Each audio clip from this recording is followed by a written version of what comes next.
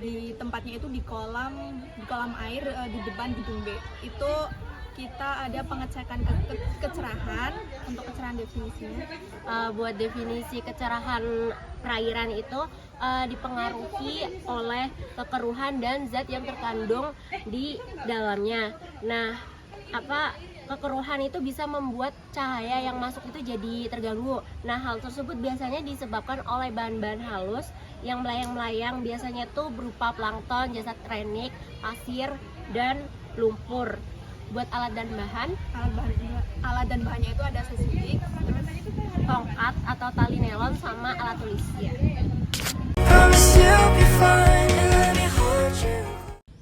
Oke, selanjutnya ke pos 2 yaitu salinitas yang berada di lab besi. Dan juga dijelasin.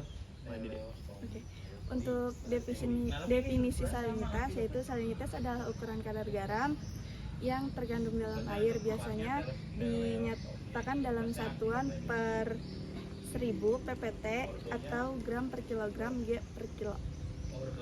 Alat dan bahannya ada refraktometer, yang kedua pipet tetes, yang ketiga itu air media. Acara 3 itu kualitas air. Kualitas air itu memakai alat WQC. WQC itu singkatan dari Water Quality Checker. Nah, Water Quality Checker itu bisa untuk mengukur suhu air, pH, potensial oksidasi reduksi, turbiditas, kekeruhan, oksigen terlarut, total dissolve, dan salinitas. Parameter fisika kimia merupakan salah satu pengukuran yang dipakai dalam menentukan kualitas air. Alat dan bahan yang digunakan di acara 3 untuk mengukur kualitas air yaitu WQC, sampel air, alat tulis, dan tisu. Saat ini kita sudah berada di pos 4, yaitu acara 4 mengenai GPS yang berlokasi di belakang sport hall. Di pos ini kita belajar menggunakan alat GPS. GPS adalah Global Positioning System, adalah sistem navigasi berbasis satelit yang memungkinkan perangkat di bumi menentukan posisi dengan akurat. GPS bekerja dengan menerima sinyal dari beberapa satelit di orbit, lalu menghitungkan posisi berdasarkan perbedaan waktu sinyal yang diterima. Alat dan bahannya yang digunakan adalah GPS dan alat tulis. Yang terakhir itu ada acara 5, yaitu pH air bertempat di depan sport hall. pH itu potential of hydrogen, adalah derajat keasaman yang digunakan untuk menyatakan tingkat keasaman atau kebebasan yang dimiliki dalam suatu larutan. Dan alat dan bahan yang diperlukan untuk pengukuran pH air adalah yang pertama pH indikator, yang kedua ada sampel air, dan ketiga ada alat tulis.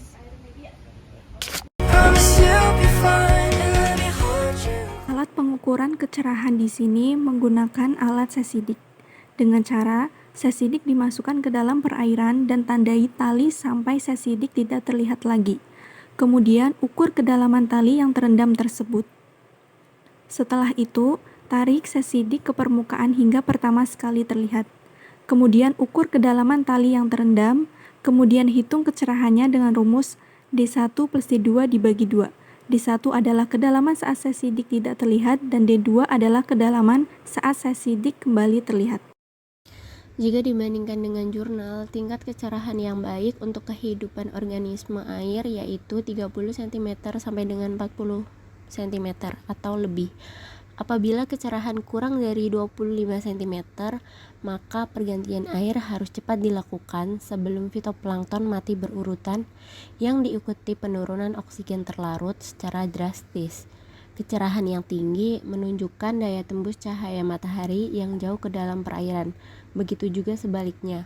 Apabila kecerahan tidak baik, berarti perairan itu keruh. Kekeruhan, turbidity air sangat berpengaruh terhadap kehidupan biota perairan. Refraktometer salinitas mengukur konsentrasi garam dalam air dengan memanfaatkan perubahan indeks bias cahaya yang melewati sampel air. Indeks bias ini dipengaruhi oleh jumlah garam terlarut dalam air. Semakin tinggi salinitas, semakin besar indeks biasnya. Alat ini menggunakan hukum Snellius yang menyatakan bahwa cahaya akan membelok saat melewati batas antara dua media dengan indeks bias berbeda. Perubahan arah cahaya ini diukur dan dikonversi menjadi nilai salinitas dalam satuan ppt part per thousand. Dalam penelitian ini, refraktometer salinitas digunakan untuk mengukur salinitas larutan natrium klorida (NaCl) yang disiapkan secara gravimetrik sebagai larutan standar. Hasil pengukuran salinitas 35 ppt atau dikenal sebagai part per thousand menggunakan refraktometer.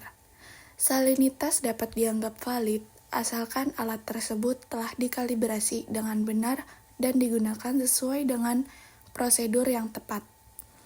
Penting untuk memastikan bahwa alat ukur yang digunakan sesuai dengan rentang salinitas yang diinginkan dan telah melalui proses kalibrasi yang akurat untuk mendapatkan hasil yang dapat diandalkan. Penelitian kualitas air ini dilaksanakan di Laboratorium Terpadu FPIK Universitas Jenderal Sudirman Purwokerto, Jawa Tengah. Metode yang digunakan untuk mengukur kualitas air menggunakan alat bernama WQC atau Water Quality Checker. Cara kerja alat WQC: mencelupkan sensor ke dalam air, kemudian aktifkan alat dan tunggu hasil pengukuran. Baca hasil yang ditampilkan pada layar alat. Untuk memastikan keakuratan WQC, dikalibrasi secara berkala menggunakan larutan standar Aquadex. Hasil pengukuran pH di media air bernilai di kisaran 7. Hasil ini menunjukkan bahwa kondisi media air masih tergolong bagus, karena masih berada pada kisaran normal untuk perairan laut. Menurut Hamuna pada tahun 2018, kondisi perairan yang sangat basah maupun sangat asam akan membahayakan kelangsungan hidup organisme karena akan mengganggu proses metabolisme dan respirasi. Maka dari itu, berdasarkan hasil penelitian kadar pH masih tergolong pada standar baku mutu perairan laut yang ditentukan oleh Peraturan Pemerintah Republik Indonesia Nomor 22 Tahun 2021, yaitu pada kisaran kadar pH 7 sampai 8,5. GPS atau Global Positioning System merupakan sistem navigasi berbasis satelit yang terdiri dari 3 komponen utama, yaitu segmen angkasa, satelit, segmen kontrol stasiun bumi, dan segmen pengguna, receiver. Ketika perangkat dinyalakan di area terbuka, ia akan menangkap sinyal dari minimal 4 satelit untuk menentukan posisi melalui proses trilateration. Setelah sinyal diterima, pengguna dapat menggunakan tombol Find untuk mencari titik lokasi atau waypoint yang telah disimpan sebelumnya. Tombol ini berfungsi untuk mempermudah navigasi secara langsung menuju lokasi yang diinginkan. Selanjutnya, untuk mempercepat akses ke fitur utama, tombol Patch digunakan. Tombol ini menampilkan versi ringkas dari menu utama, sehingga proses navigasi menjadi lebih efisien, layaknya shortcut dalam antarmuka pengguna GPS. Hal ini memungkinkan pengguna untuk mengakses informasi lokasi dengan lebih cepat dan praktis dalam berbagai kondisi penggunaan. Berdasarkan hasil pengukuran pH pada acara 5, pH air laut berada di kisaran 6,5-7, yang artinya lebih asam dari kondisi normal pH air laut. Kondisi ini menunjukkan adanya kemungkinan terjadinya pengasaman laut yang bisa berdampak negatif pada ekosistem laut. Penelitian dari Hidayat et al. 2024 menjelaskan bahwa pH yang menurun bisa menyebabkan berkurangnya kepadatan densitas zooxanthellae.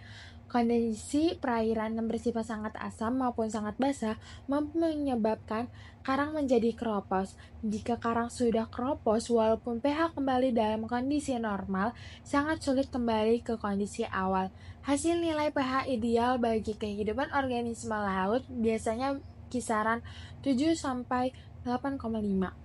Dari hasil tersebut, bisa disimpulkan bahwa pengasaman laut adalah masalah serius yang perlu diperhatikan karena perairan yang sangat asam maupun basah akan menyebabkan gangguan proses metabolisme dan respirasi. One is the loneliest number that naturel.